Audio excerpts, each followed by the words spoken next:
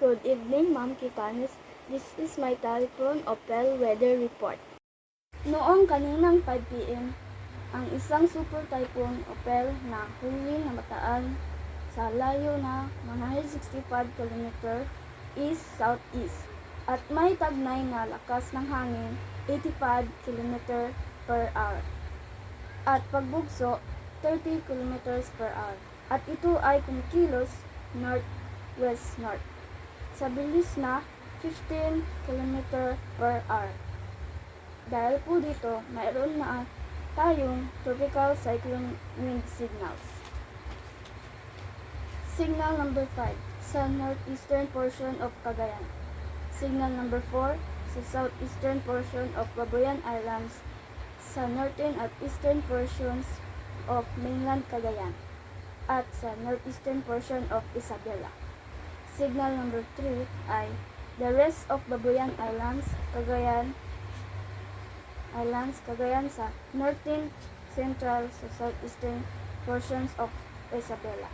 Signal number 2 sa Batanes sa western at southern portions of Isabela. At signal number 1 lahat bahagi sa Isabela, Quirino, Nueva, Vizcaya at sa Mountain Province. Rest sa Ifugao, Abra at northern portion of Benguet. Noong nakaraang araw, November 12, 24, ang possible na landfall ni Opel.